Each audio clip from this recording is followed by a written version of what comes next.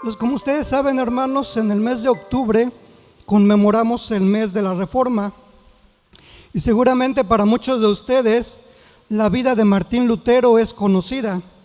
Posiblemente hayan escuchado la historia de que iba a través del campo en medio de una tormenta y que un rayo cayó cerca de él, lo que le hizo prometer que se convertiría en monje y que una vez siendo monje, sus confesiones tomaban horas en vez de los tiempos a los que los demás estaban acostumbrados, que en estas confesiones contaba con todo detalle sus pecados para poder recibir la absolución de sus pecados, y que a pesar de todos sus esfuerzos por obtener el perdón de pecados, nunca obtuvo la paz que la Biblia promete a aquellos que sus pecados han sido perdonados.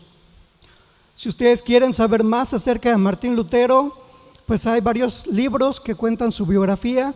También hay algún par de películas que narran su historia, que creo que están bastante bien para introducirnos a su vida, simplemente como una pequeña recomendación en caso de que usted no esté tan familiarizado con estos eventos que acabo de mencionar. Entonces vemos que Martín Lutero nunca pudo alcanzar la paz que él buscaba para que sus pecados fueran perdonados. Esa era la situación que él estaba atravesando. Yo no sé si también sea su situación en esta mañana, pero para los que ya hemos escuchado la historia, no debería de extrañarnos que cuando él entendió la verdad de Romanos 1:17, mas el justo por la fe vivirá, también comprendió que era necesario pasar de lo que él llamaba la teología de gloria a la teología de la cruz. Ya hemos escuchado a nuestro pastor Laur mencionar un poco acerca de estas teologías, simplemente para poner un poco en contexto lo que vamos a explicar el día de hoy. Por teología de la gloria, Martín Lutero no se refería a una teología que hablaba de la gloria de Dios o a una teología que hablaba de cómo los hombres glorificaban a Dios. Más bien él se refería a una teología donde es el propio hombre quien recibe la gloria. ¿Por qué? Por la situación que atravesaba la Iglesia Católica en ese entonces. Los papas viviendo en abundancia mientras el pueblo sufría, los papas pidiendo limosna para poder perdonar los pecados, incluso de aquellos que ya habían fallecido. Esta era la situación a la cual se enfrentaba Martín Lutero y por lo tanto él decía, la teología de la gloria es la que estas personas están practicando a través de ensalzarse a sí mismos y recibir ellos la gloria que solamente Dios merece. Sin embargo, nuestros días no están tan alejados de lo que Martín Lutero experimentó. Voy a mencionar algunas frases que seguramente ustedes han escuchado. Merezco que me pasen puras cosas buenas. Soy el arquitecto de mi propio destino. Sé lo que tú quieras ser. He llegado a donde estoy sin ayuda de nadie. Mi esfuerzo me consiguió todo lo que tengo. ¿Han escuchado estas frases? Posiblemente. Incluso puede ser que uno de ustedes las haya pensado. Sin embargo, también podemos engañarnos, y esto que voy a decir no es mentira, pero decimos creerlo, pero en realidad simplemente estamos repitiendo lo que escuchamos. ¿Qué es lo que creemos como cristianos? Sabemos que Dios es soberano, todo lo que sucede ocurre bajo su voluntad, por lo que solamente Él merece toda la gloria. Entonces la pregunta que quiero hacerles es, ¿ustedes reflejan esto que dicen de que Dios es soberano y que les ha proveído todo lo que tienen en su vida diaria? Es decir, lo que dicen creer es realmente coherente con aquello que están viviendo. Les voy a contar una pequeña anécdota de mi vida, de mi época como esforzador, cuando era intermedio. Tendría 16 años y había sido nombrado recientemente como presidente de la Unión Presbiterial de Sociedades Intermedias de Esfuerzo Cristiano. Ustedes saben que parte de las responsabilidades pues es visitar a las sociedades y las áreas de concentración. En una visita recuerdo que por la hora en que ya llegamos, iba acompañado de otro muchacho, pues ya los lugares de hospedaje habían sido distribuidos y por lo tanto no había un lugar en el cual nosotros pudiéramos quedarnos. Entonces, como era una actividad del área de concentraciones, pues me dirigí a hablar con la presidenta del área de concentraciones. Y esto que les voy a contar, lo voy a contar con mucha vergüenza, porque mi primer reclamo fue que como presidente de la Unión tendría que ser tratado mejor y que mi hospedaje tendría que haber sido previsto. Su respuesta fue: palabras más, palabras menos, acuérdate que no estamos para ser servidos, sino para servir. Adivinen en dónde pasé la noche. En un auto que nos prestaron. ¿Por qué creen que les estoy contando esto?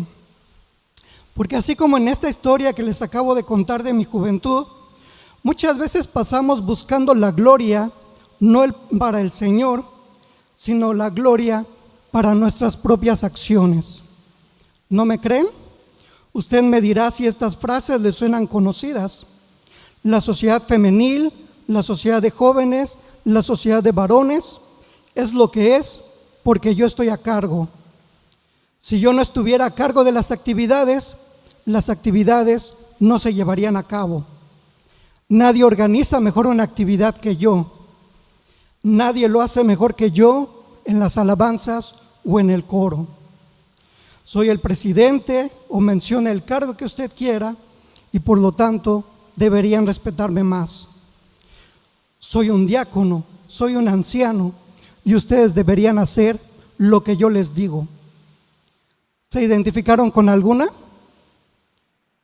Si su respuesta es que sí, entonces el mensaje tendrán que escucharlo con atención. Si su respuesta es que no, también el mensaje es para ustedes, porque debemos recordar que la predicación no es para señalar los errores de otros, sino para ser confrontados con mi propio pecado. Regresando a Lutero, él se dio cuenta que era necesario para pasar de la teología de la gloria a una teología de la cruz, una teología que pone en práctica la enseñanza de Hebreos 12:2. Puestos los ojos en Jesús. ¿Dónde deben estar puestos nuestros ojos? No los escucho, hermanos. Puestos los ojos en Jesús. Es decir, la teología de la cruz es una teología que invita al cristiano a dejar de pensar en sí mismo, que lo invita a dejar de pensar en las circunstancias que lo rodean, y en su lugar lo invita a poner su mirada en el Señor Jesucristo y en su vida de obediencia, así como en la humildad que lo caracterizó durante todo su ministerio. Por lo tanto, podemos preguntarnos cómo este pasaje de Filipenses capítulo 2, de los versículos 1 al 11, que acabamos de dar lectura, nos enseña acerca de la teología de la cruz. Esta sección, este versículo 1, comienza con las palabras por tanto. Tenemos que ir al contexto para entender a lo que se está refiriendo el apóstol Pablo, porque estas palabras por tanto hacen referencia a algo que previamente él ya mencionó y que es importante tener en mente cuando estudiamos estos versículos. Para eso les voy a pedir que vayamos al capítulo 1, versículo 27, que dice así: solamente que os comportéis como es digno del evangelio de Cristo, para que, o sea que vaya a veros o que esté ausente, oiga de vosotros que estáis firmes en un mismo espíritu, combatiendo unánimes por la fe del evangelio. Podemos notar un llamado por parte del apóstol Pablo a los filipenses y en este caso también a la iglesia, Dios con nosotros, a que se comporten como es digno del Evangelio de Cristo. Y la pregunta es, ¿cómo se refleja este comportamiento? El mismo versículo nos da la respuesta: a través de la unidad que se manifiesta cuando estamos firmes en un mismo espíritu y combatimos unánimes por la fe del Evangelio. Sin embargo, usted y yo sabemos la realidad. Es muy difícil conseguir la unidad, sobre todo cuando sabemos que cada cabeza es un mundo y que por esa razón lo que usted piense acerca de un tema probablemente será muy diferente a lo que yo pienso acerca de ese tema. Así que teniendo en mente esto, en este pasaje el apóstol Pablo nos da varias razones por las cuales, a pesar de las diferencias de opinión, deberíamos nosotros buscar la unidad dentro de la iglesia. Las primeras 5 razones se encuentran en el versículo 1 del capítulo 2 que acabamos de dar lectura. Cada una de estas razones, ustedes se podrán dar de cuenta que comienza con la palabra sí. Si hay alguna consolación, si hay algún consuelo de amor. Y aquí tenemos que decir que el apóstol Pablo no utiliza la palabra sí para establecer una duda o para hablar de una posibilidad, que es la forma en que como muchas veces nosotros utilizamos esta palabra. Más bien el apóstol Pablo utiliza la palabra sí para dar a entender que hay cosas que Dios ha hecho en nuestras vidas de tal forma que la unidad en la iglesia no es solo un deseo bonito, sino una realidad que tendría que verse reflejada a través de la actitud de cada uno de los creyentes. Ya que si en realidad tenemos consolación en Cristo, si en realidad somos consolados en amor, si en realidad tenemos comunión con el Espíritu, si en realidad hay afecto en nosotros y si en realidad hemos recibido misericordia, entonces la unidad será algo que como cristianos viviremos buscando. ¿Se dieron cuenta de lo que implica esto? Si no es así, déjenme plantearlo en forma de preguntas. Si Cristo lo ha consolado, entonces ¿por qué no busca la unidad? Si ha sido consolado en amor, entonces ¿por qué no busca la unidad? Si tiene comunión con el Espíritu Santo, entonces ¿por qué no busca la unidad? Si hay afecto en ustedes, entonces ¿por qué no buscan la unidad?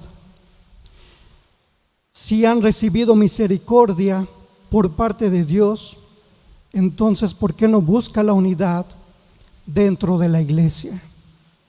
En pocas palabras, la obra que el Señor Jesucristo ha hecho en sus vidas y en sus corazones tiene que verse reflejada en la comunión y en la unidad con los miembros del cuerpo de Cristo.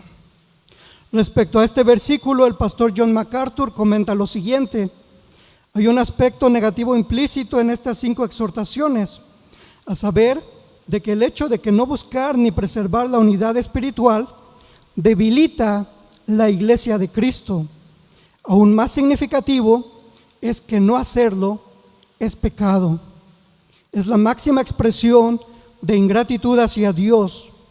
Es procurar y recibir dichoso cada bendición que el Señor ofrece, sin estar dispuesto a darle algo a cambio. Como ocurre con todo pecado, dicha indiferencia constituye un desacato a la palabra revelada de Dios.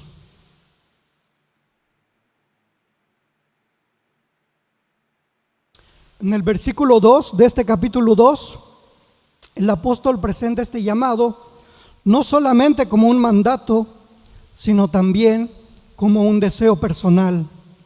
Completad mi gozo. Es difícil imaginar que el buen testimonio de una iglesia pueda contribuir al gozo de alguien, pero ese era el deseo del apóstol Pablo, que la iglesia diera testimonio de su nueva vida en Cristo. La forma en cómo lo demostrarían lo da en el resto de este versículo: sintiendo lo mismo, teniendo el mismo amor, unánimes, sintiendo una misma cosa. Nuevamente, debido a nuestra experiencia, estas evidencias parecen muy difíciles de alcanzar. Basta con preguntar en estos momentos: ¿la iglesia es de un mismo sentir?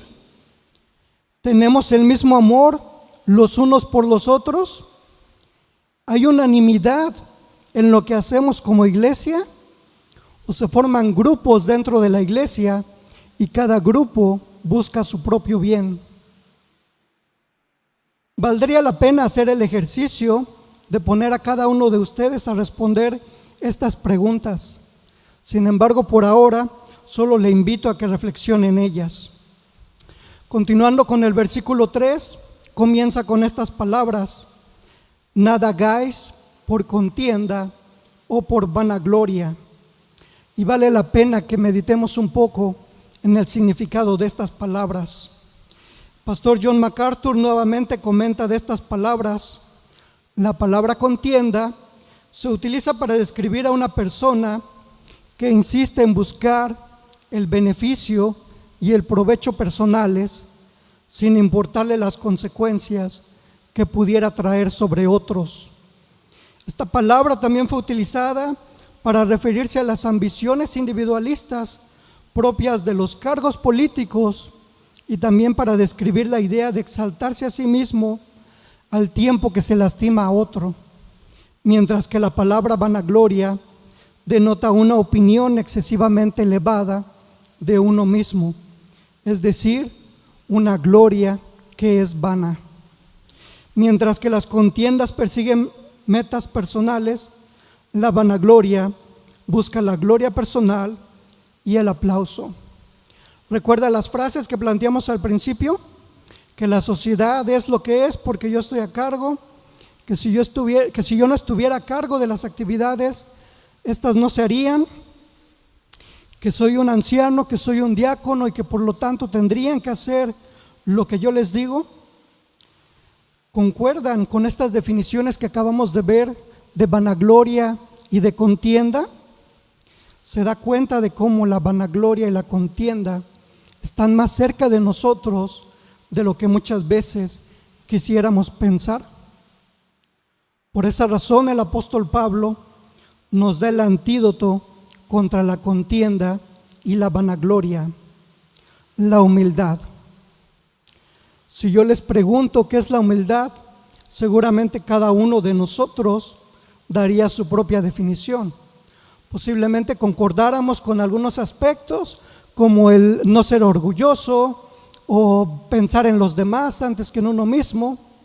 Sin embargo, lo bonito de la Escritura es que no nos dejan únicamente definiciones abstractas o una definición de diccionario, ya que a continuación nos va a dar 3 ejemplos prácticos de cómo podemos aplicar la humildad en las relaciones con nuestro prójimo.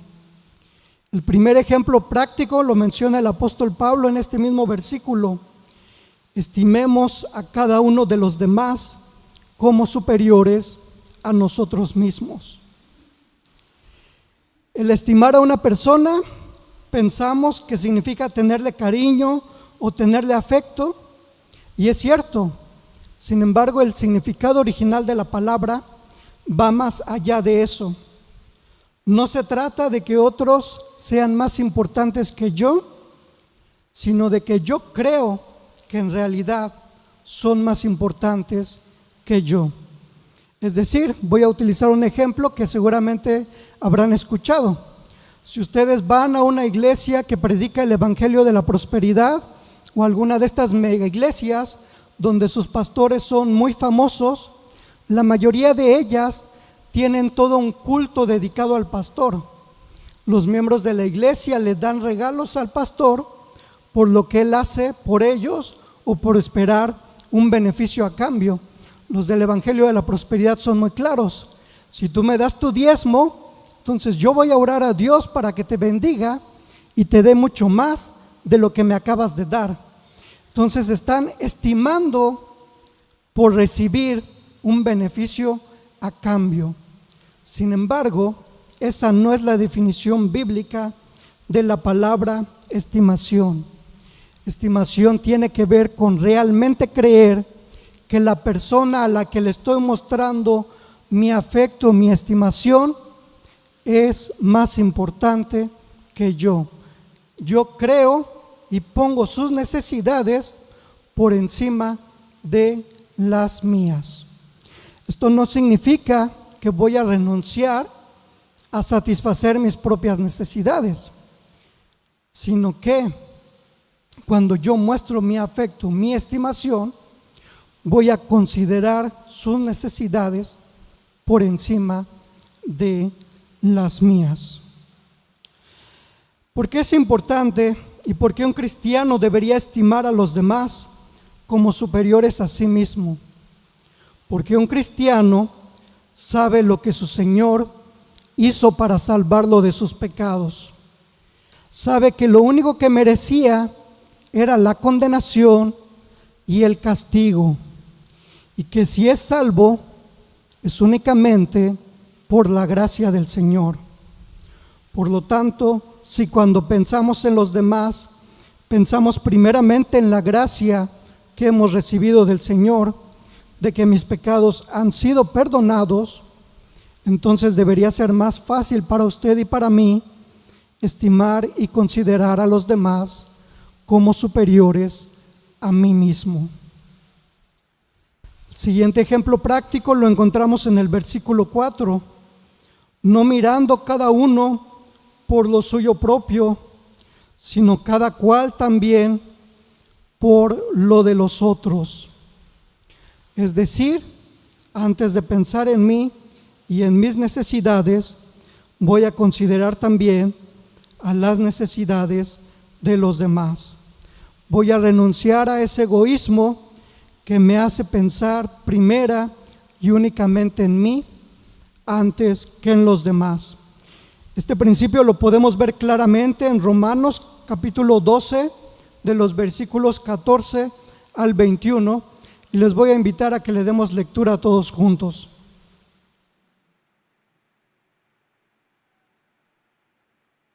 Romanos 12, del 14 al 21, dice así: bendecid a los que os persiguen, bendecid y no maldigáis, gozaos con los que se gozan, llorad con los que lloran, unánimes entre vosotros, no altivos, sino asociándoos con los humildes. No seáis sabios en vuestra propia opinión, no paguéis a nadie mal por mal, procurad lo bueno delante de todos los hombres. Si es posible, en cuanto dependa de vosotros, estad en paz con todos los hombres. No os vanagloriéis de vosotros mismos, amados míos, sino dejad lugar a la ira de Dios, porque escrito está: mía es la venganza, yo pagaré, dice el Señor. Así que, si tu enemigo tuviere hambre, dale de comer; si tuviere sed, dale de beber, pues haciendo esto, ascuas de fuego amontonarás sobre su cabeza. No seas vencido de lo malo, sino vence con el bien el mal. Versículo 15. Gozaos con los que se gozan, llorad con los que lloran. ¿Es usted de aquellos hermanos que se gozan con aquellos que se están gozando? ¿Es usted de aquellos hermanos que está llorando con aquellos que están llorando? Eso significa el ver también por lo de los otros, por las necesidades de los demás. No solamente se trata de satisfacer necesidades físicas, como pudiera ser la necesidad de alimentación o de hospedaje, sino también de aquellas necesidades emocionales y espirituales que como seres humanos cada uno de nosotros tenemos. No se trata de pensar únicamente en mí o pensar únicamente en mí y en mi familia, sino también pensar en aquellos que me rodean y que también forman parte de la iglesia de Dios. Poner sus necesidades considerarlas como si fueran mías para satisfacerlas con la ayuda del Señor. El tercer ejemplo práctico que nos muestra el apóstol Pablo en este pasaje es la vida de nuestro Señor Jesucristo. En el versículo 5 comienza con estas palabras: haya pues en vosotros este sentir que hubo también en Cristo Jesús. Si yo les preguntara, ¿ustedes tienen en su corazón el mismo sentir que había en Cristo? ¿Podrían responder que sí? ¿O vergonzosamente tendríamos que decir, ni siquiera sé cuál es el sentir que hubo en Cristo?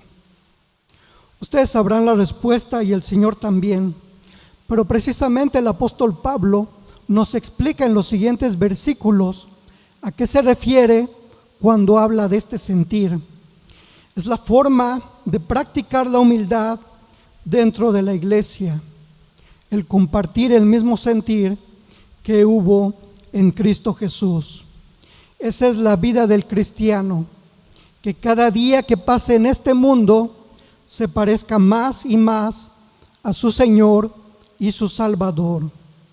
Por eso el mejor ejemplo que cada uno de nosotros como cristianos podemos tener es el ejemplo de nuestro Señor Jesucristo. ¿Qué es lo que dijimos al principio? ¿Dónde tienen que estar puestos nuestros ojos? En Jesús. Él es el ejemplo que debemos seguir. ¿Por qué? Porque lo sabemos. Las personas nos pueden fallar. Las personas pueden no cumplir las expectativas que tenemos de ellos. Sin embargo, el único que nunca falla y que siempre va a sobrepasar inclusive nuestras expectativas es el Señor Jesucristo. Por eso nuestra mirada tiene que estar puesta en Él y en su obra. Antes de continuar y de ver el ejemplo de nuestro Señor Jesucristo, me gustaría preguntarles, ¿a quién de ustedes le gusta ser humillado? Yo creo que a nadie, a ninguno de nosotros nos gusta ser humillados. Sin embargo, ustedes podrán recordar las palabras de nuestro pastor la semana pasada, donde él mencionaba, si algo pasa en mi vida que me ayuda a parecerme más a Cristo, debería aceptarlo con gozo. Y eso incluye que alguien más me humille. Y no estoy diciendo que salga después del culto y vaya a buscar quien lo humille. Lo que estoy diciendo es que si usted le toca pasar por esa experiencia, en vez de reaccionar como el mundo lo haría, con ira, con ganas de venganza, lo acepte con gozo y le pregunte al Señor cómo esto me ayuda a parecerme más a Cristo. Otra pregunta que les tengo: ¿a quién de ustedes les gusta humillarse?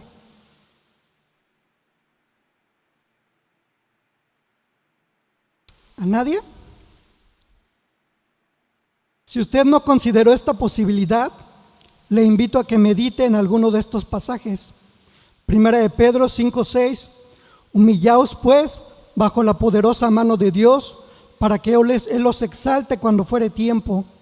Santiago 4:10, humillaos delante del Señor y Él los exaltará. Lucas 14:11, porque cualquiera que se enaltece será humillado, y el que se humilla será enaltecido. Estos son solamente 3 versículos de los muchos que hay en la Escritura que hablan de cómo Dios nos invita a humillarnos delante de Él. Es una invitación recurrente a lo largo de la Escritura.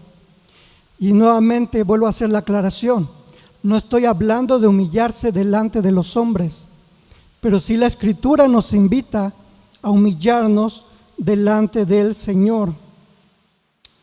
Yo recuerdo que en mi infancia había una caricatura llamada Los Caballeros del Zodiaco. Seguramente algunos de ustedes la conocen, Pero una temática recurrente en esta caricatura era precisamente esto, ¿no?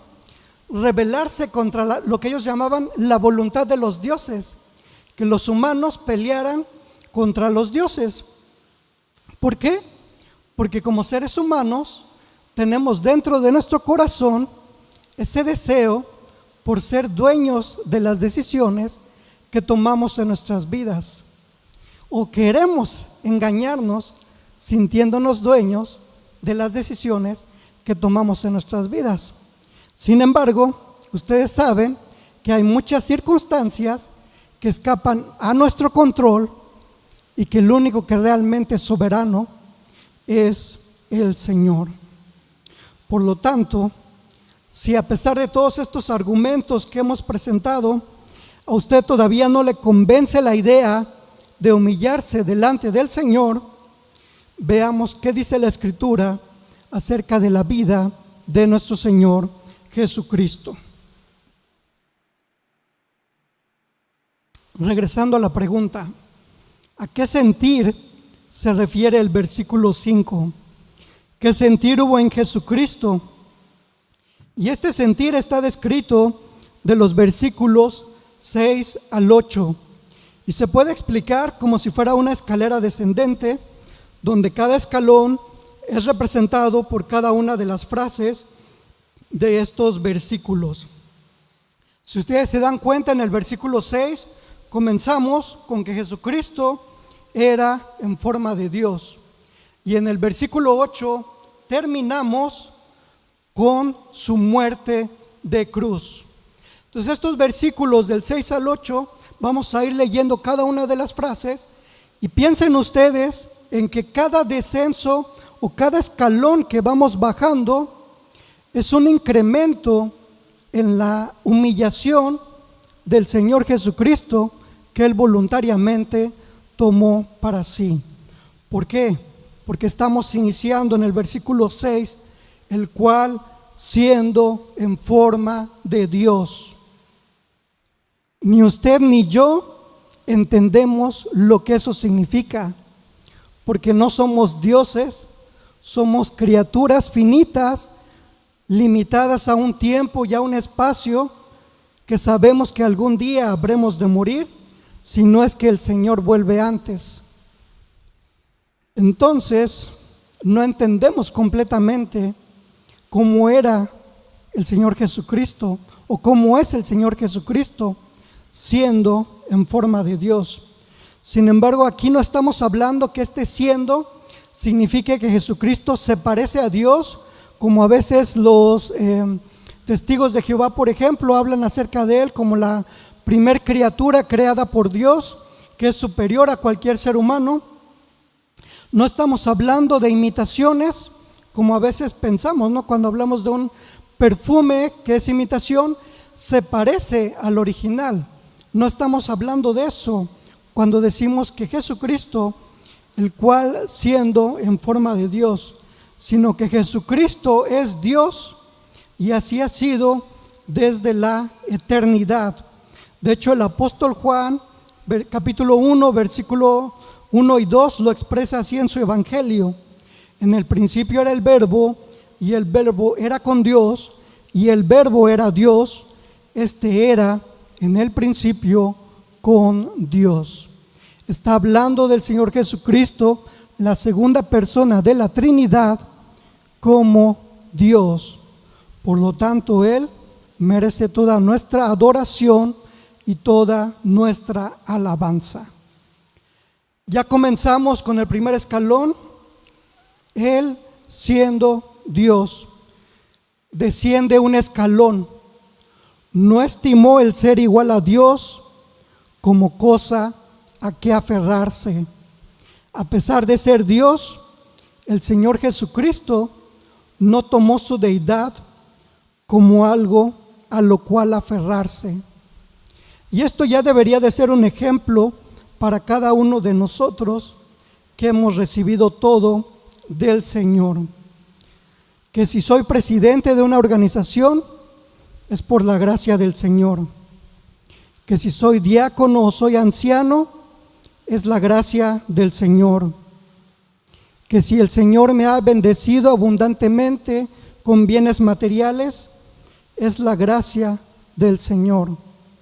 Por lo tanto, ninguno de estas cosas o ninguno de estos títulos tendría que ser algo a lo cual, como cristiano, debería aferrarme. Porque yo no hice nada para merecer todo aquello que el Señor en su gracia me ha dado. Sin embargo, nuestro corazón es engañoso y a causa del pecado, muchas veces pensamos que es nuestro propio mérito, que es nuestro esfuerzo, que es nuestra dedicación, y no queremos desprendernos de todo aquello que toma el lugar en nuestras vidas que únicamente debería pertenecerle al Señor Jesucristo.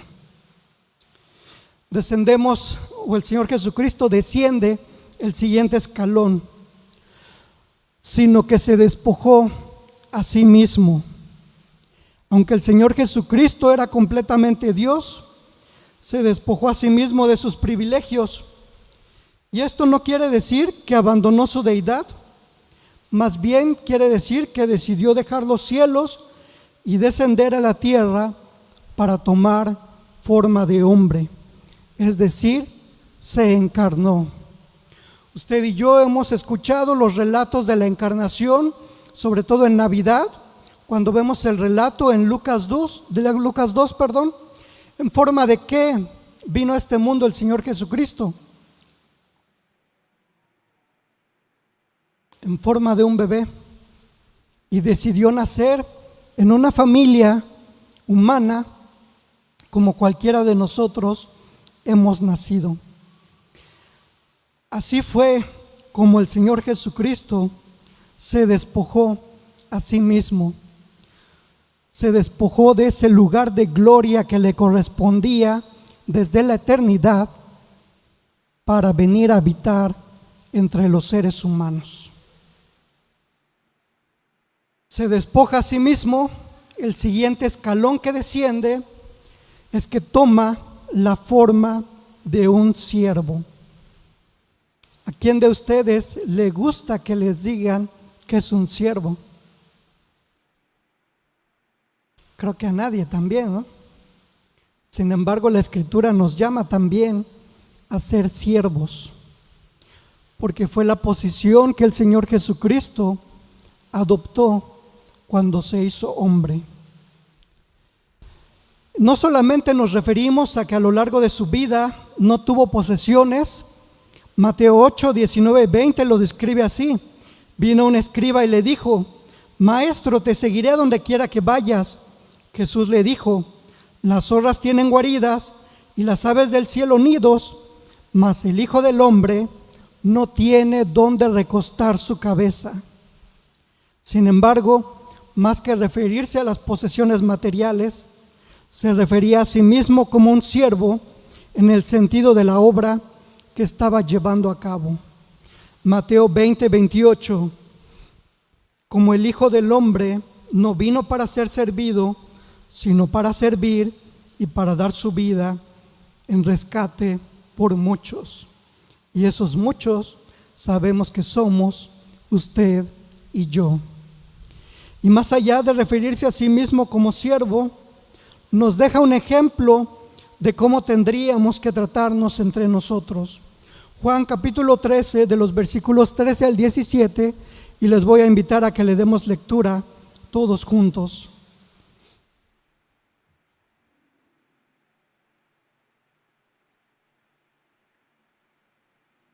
Dice la palabra: vosotros me llamáis maestro y Señor, y decís bien, porque lo soy.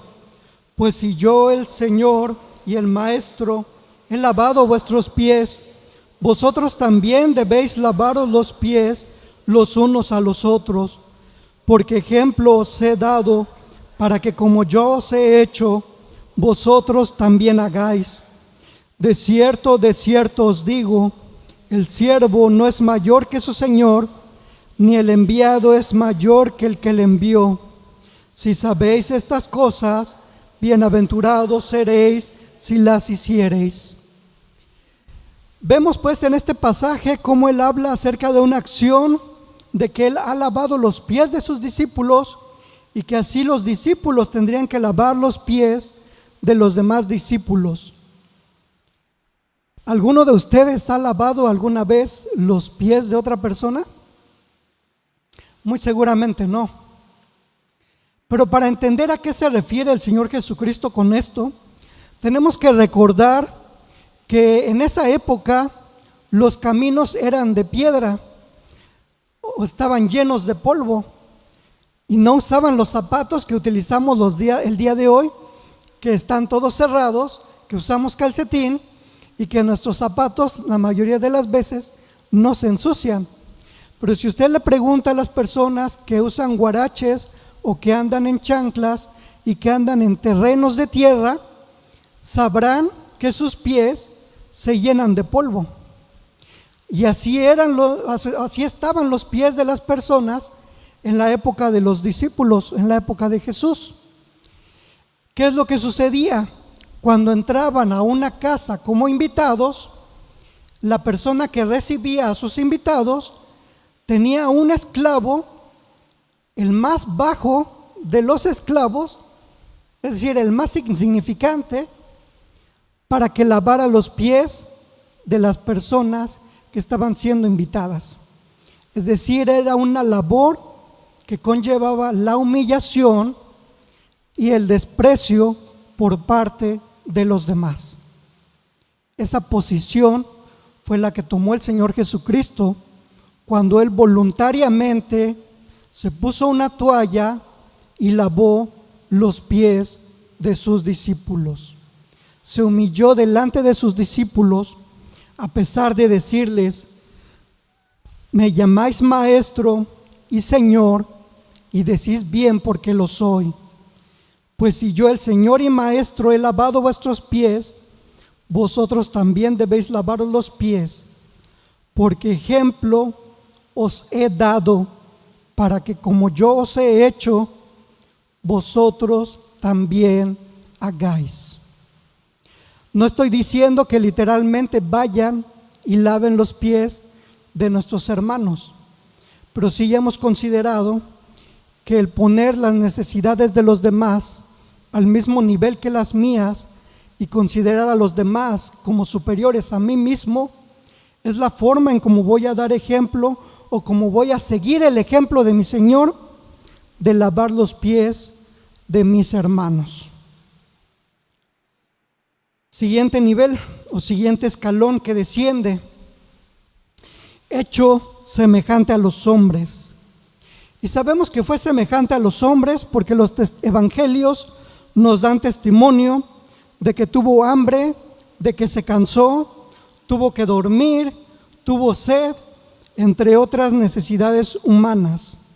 Sin embargo, también los evangelios dan testimonio de que adoptó nuestra naturaleza pecaminosa, de tal forma que dice el autor a los Hebreos, capítulo 2, versículo 14: así que, por cuanto los hijos participaron de carne y sangre, Él también participó de lo mismo.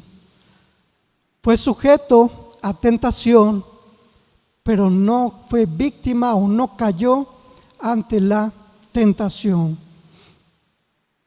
Tenemos en los relatos de los evangelios, cuando Satanás intenta tentar a Jesús, como el Señor Jesucristo le responde siempre con la Escritura y le dice: al Señor tu Dios solamente adorarás.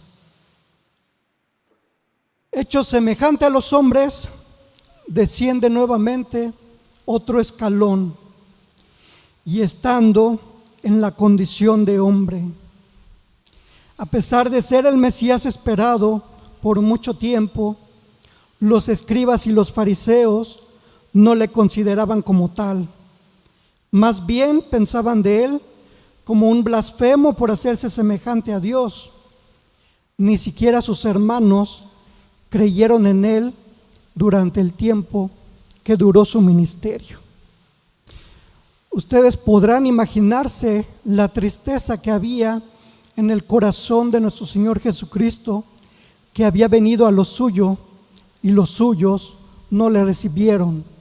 cuando se lamenta por Jerusalén y dice: Jerusalén, Jerusalén, esta ciudad que apedrea a tus profetas, cómo quisiera apoyarte así como las gallinas cuidan de sus hijos. Ese era el sentir que había en el corazón de nuestro Señor Jesucristo, que quería cuidar de lo suyo a pesar de que ellos no le recibieron. Siguiente escalón de descenso: se humilló a sí mismo.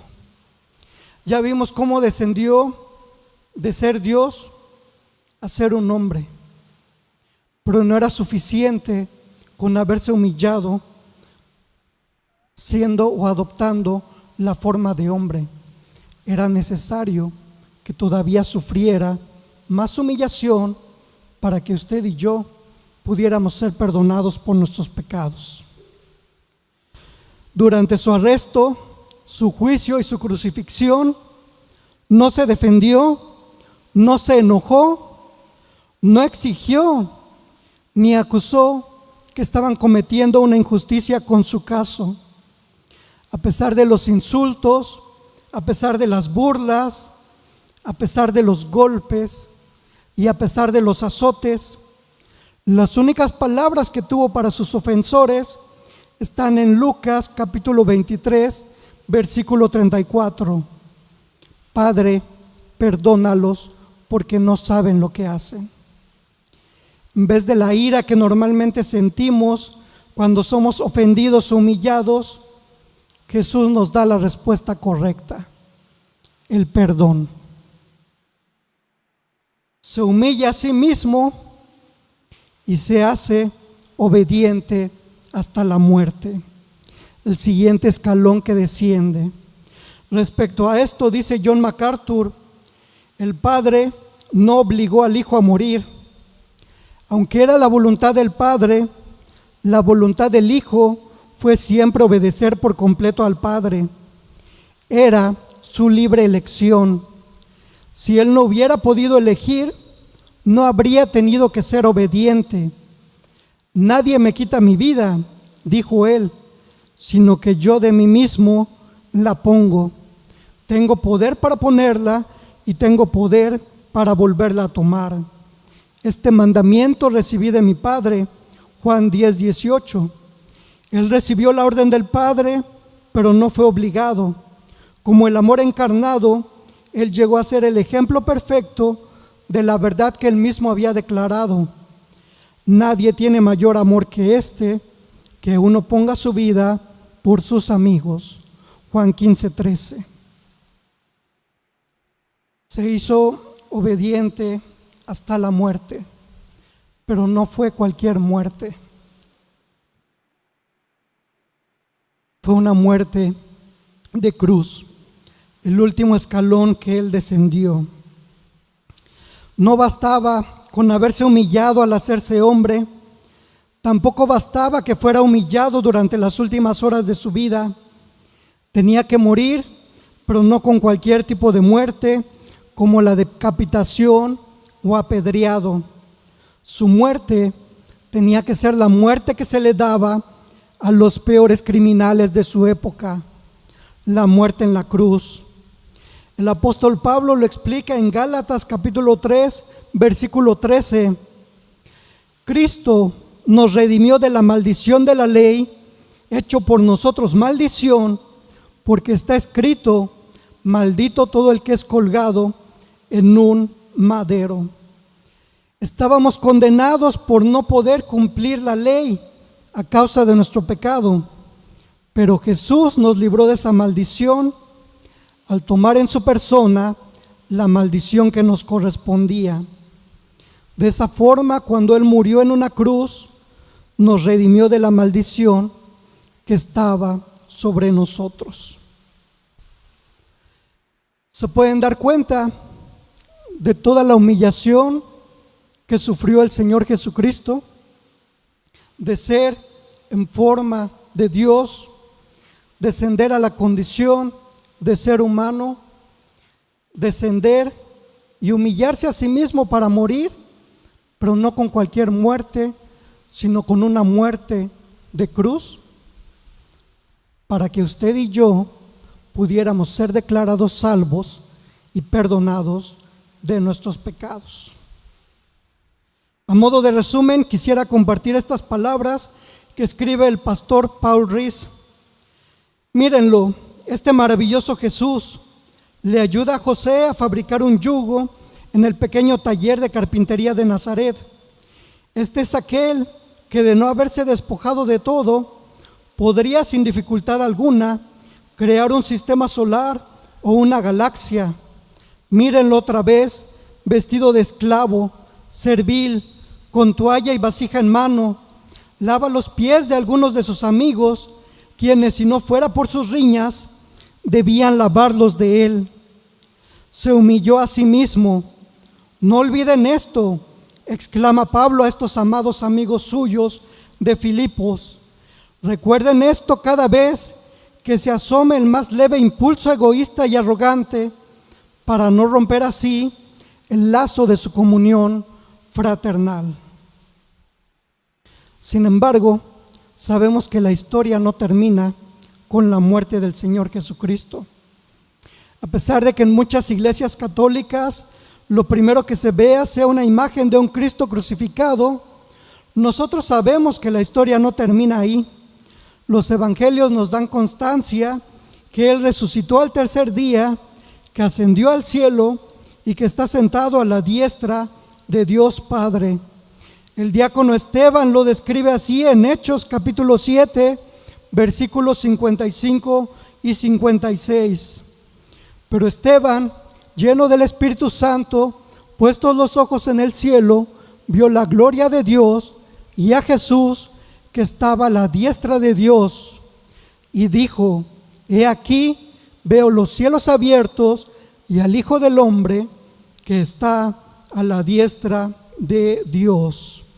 Mientras que los versículos 9 al 11 del capítulo 2 de Filipenses, al cual ya hemos dado lectura, nos dan el resultado final de la humillación de nuestro Señor Jesucristo, por lo cual Dios también le exaltó hasta lo sumo y le dio un nombre que es sobre todo nombre, para que en el nombre de Jesús se doble toda rodilla de los que están en los cielos y en la tierra y debajo de la tierra, y toda lengua confiese que Jesucristo es el Señor, para gloria de Dios Padre.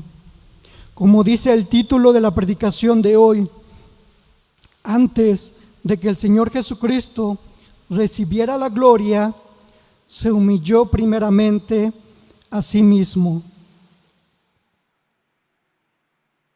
Si el Señor Jesucristo, siendo Dios, se humilló a sí mismo, con mucha mayor razón, cada uno de nosotros deberíamos humillarnos a nosotros mismos y considerar a los demás superiores a nosotros mismos.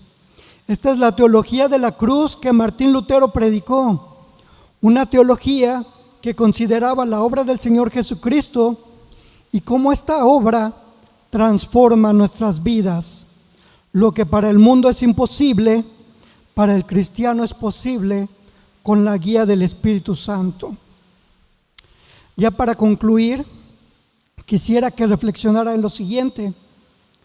¿Cómo imagina sus últimos instantes antes de morir? Si es muy joven, posiblemente jamás haya pensado en eso. Pero si nos remitimos a lo que el mundo busca, podríamos pensar en anhelos, en sueños no cumplidos, remordimientos por negocios que salieron mal, o por haber fallado como padre, como madre o como hijo. Sin embargo, creo que para un cristiano el día de su muerte debería ser de gozo.